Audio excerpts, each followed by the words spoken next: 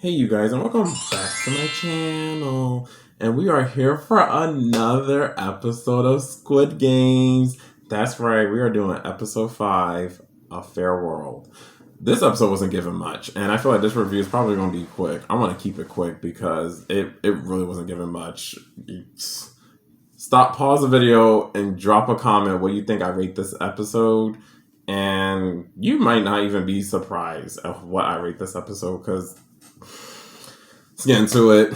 The episode begins with Gi-hoon's team's winning with the two-step trick, and then that's when they won. The team chopped, fell, eliminated. You know the deal. It's kind of repetitive at this point. And then now it's about to be nighttime, and Gi-hoon team decides to make a fortress to protect themselves because the last night people acted chaotic. So this night nothing's different. So what they did was they decided to have people at the lookout, and Sungwoo and Ali decided to take the first shift to be on the lookout, and they were learning to get to know each other. And then Ali just kept calling him sir, because in Korean it literally translates to like boss formally, so he kept calling him boss, and Sungwoo was like, Miss Ma'am, don't call me that.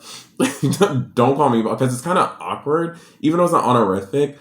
And that's what you call to like be respectful, but it's kind of awkward, especially in the setting they were in. It was like no one's really respecting one another in this field, and it's just radical. And I think Sungwoo just, I think this gives you a little piece of Sungwoo's character, because even though it was like, why I say it like that? Even though it was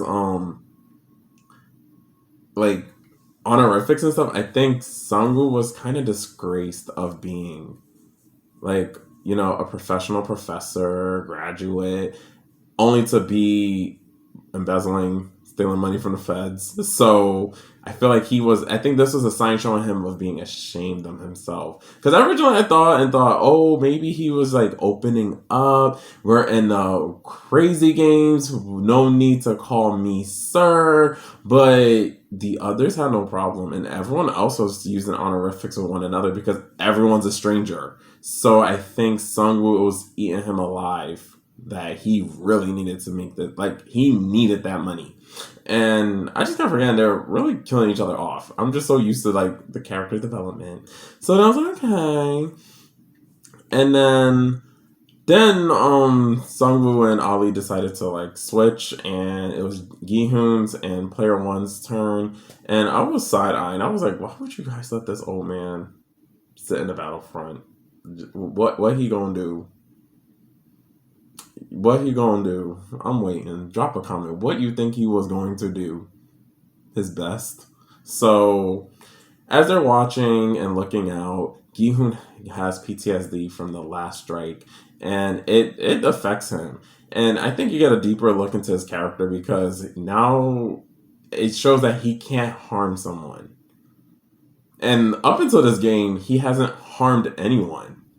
When you look at, he hasn't harmed anyone. He hasn't like stepped on anyone's neck. He hasn't, like when he tripped on a dead body, he was trying to make sure it was okay during the red light, green light. Like Gi-hoon really is trying to like win the game.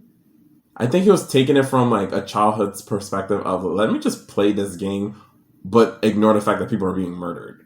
I think he was really trying to go that way. And then we noticed that player one became unconscious, and then Gi-hoon puts him to bed, and then that's when 67 decided to take his turn on the lookout, and then they just stay on the lookout. So then we pan out to the next scene where the pink suits have one player, again, dissecting the bodies, and I think it goes back to my last theory that maybe these bodies are people who want to be organ donors, so that was my guess, having their organs donated. And then player 3, we don't know his name, we're gonna call him player 3. The doctor wanted to know the next game, and they told him we don't know. And that kind of ticked off player 3, because this man's eating an egg and a soda, barely fighting for his life. So he started flipping out. He was like, you guys want me to dissect these bodies, but at the same time, you can't even tell me what's the next game. And they said, we don't know. We will let you know right before the game. He starts panicking, starts freaking out. and then he stabs one of the pink suit and takes a gun to his head. And then the other one tried to leave, but then he didn't. Then he tried a surprise attack. Player three took the hit, knocked out the first pink suit, pushed off the other pink suit, and he escaped. As he was escaping, he was trying to get out. He was literally trying to like get out of the games.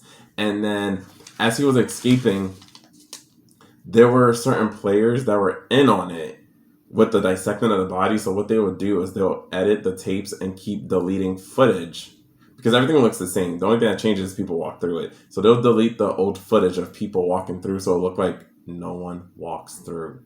So player 3 goes and try to escape, and he ends up in the old jungle gym where they played the previous game with the dog on the sugar cookies. And then he demanded, "What's the next game?" And the other guy was like, "Look, we don't know. We can't tell you." And he was like, "You guys are monsters, you're animals." And the other guy revealed himself saying, "Look, we're human too." And I was kind of surprised. I was like, why are they revealing themselves as if they don't know they have their own rule not to break? So then he was like, "Look, we're human too." And then he had a little crowbar and was like, "I don't care. Tell me the next game." And then that's when they were like, yeah, frontman, he went down there, he saw the T, and I forgot which order, but I think he shot the first, the pink suit, and then he shot the pink suit, and he shot the man, and he was like, first off, the game is to hold its integrity where everyone's equal in a world that's unfair outside of here. His words, the exact words. And I was like, wow, that was deep for such a dark, twisted game. And you knowing the next game and you dissecting people for the pink. So there was a set of pink suits that were doing it to sell organs on the black market. And only a handful was in on it because they're going to share the money because they're not getting any payment from doing this. And I was like, oh. And then he said that was unfair and it's unruly and it's just a disgrace to the game. So he just eliminated both. Then we get to the scene where Junho is finally alone with one of the pink suits and demands answers from the worker, like what's going on, what's the reason behind the game. He couldn't tell, and he said, "What about that zombie you guys talked about dissecting? You said he was awake on the table and you knocked him out." And then he was like, "Oh, just a person we just knock out to just get the organs. Why you need the organs? Sell on the black market." And he asked Junho, "You want to be in on it? Because we're not getting paid for this." And I was like, "You're not getting paid for this, but what incentivized you to even do this?" Like, I understand the players, they got money, but what was the incentive? You see what I'm talking about? The loopholes in the writing, the loopholes. So then he thought the zombie was his brother, Junho, because he told him like he had one kidney, and my brother has one kidney, so that has to be my brother. And he was like, "No, it can't be your brother because it was a woman, not a man." And then Junho was just fed up, eliminated that man. And then as he eliminates that man, that's when they started searching through like for Junho because they realized one of the guards was not really acting like the guards. So they started searching for him, and then Junho began finding a secret location, and then through that secret location he starts scrounging through and just like finding documents. So just get behind what is going on with this whole Squid Game. And then that's when he discovers there's an archive of Squid Game, and he learned that his brother was the winner of Squid Game in 2015 because they had a list of winners, and he saw his brother's name, and then he went to the 2015 file and he kept scrolling and he saw all his brother information. His brother was a contestant in Squid Game, and it's just so crazy. It's so crazy. I was like, and the episode ends there. Other than that, that episode's still boring.